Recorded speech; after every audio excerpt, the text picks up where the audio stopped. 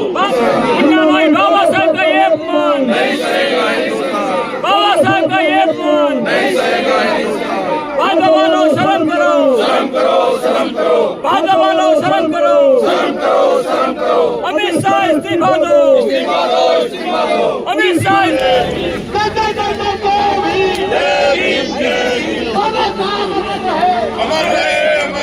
हम बात करते पालम विधानसभा में यहाँ पर आज एक विरोध प्रदर्शन हुआ, तो जान लेते हैं आखिर ये विरोध प्रदर्शन क्यों, क्योंकि यहाँ पे पुतला भी जलाया। सर, ये विरोध प्रदर्शन किस लिए?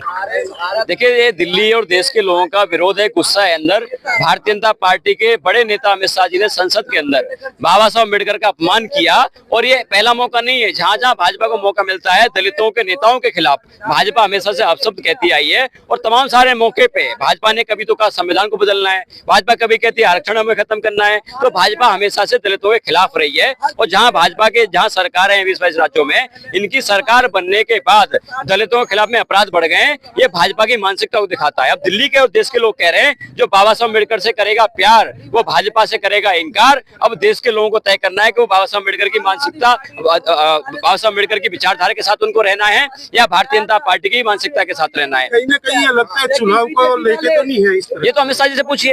अमित शाह जी ने बयान क्या सोच के दिया था? चुनाव को सोच के दिया था, या चुनाव को उनके मन में नहीं था?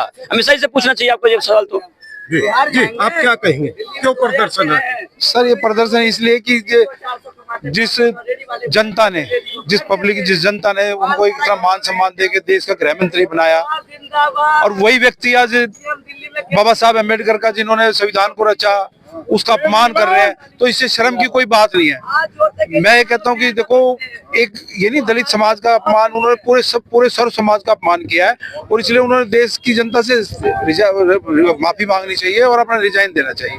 जी, क्या कहेंगे इस तरह क्यों चल रहा है? जिस प्रकार देश के गृह मंत्री ने बाबा साहब भीमराव अम्बेडकर साहब पर कल टिप्पणी की है, उसके लिए पूरा देश आंदोलन कर रहा है, और ये लड़ाई हम सड़क से लेकर संसद तक आम आदमी पार्टी लड़ाई लड़ने का कार्य करेगी।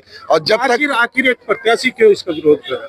पालम विधानसभा की बात, प्रत्याशी एक सामाजिक व्यक्ति होता है, सामाजिक मुद्दों पर उसको बोलने का अधिकार है, उसको बोलना चाहिए। और हम तो बड़े खुश है कि जोगिंदर भाई इस मुद्दे को लेकर सड़क पर लड़ाई लड़ रहे हैं। संजय सिंह हमारे संसद में एक हादसा हो हुआ, कहा जा रहा राहुल गांधी ने सांसदों को, बीजेपी के जो सांसद है उनको धक्का दे दिया, उनमें एक सांसद का सिर भी फूटा, उसको लेके क्या कहें? ये बहुत छोटी सी बात है कि राहुल गांधी ने धक्का दे दिया। इनके जो कार्य हैं और जो बाबा साहब अम्बेडकर पर इन्हें टिप्पणी की है इन्होंने, ये तो घर घर पिटने वाले हैं लोग।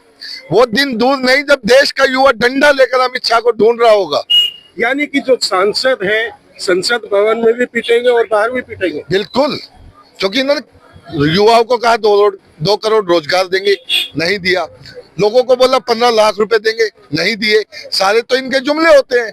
हिंदू से मुसलमान को, मुसलमान से हिंदू को, जाट से गुर्जर को अहिंद से लड़ाने का कार्य ये क्षेत्र में करते हैं।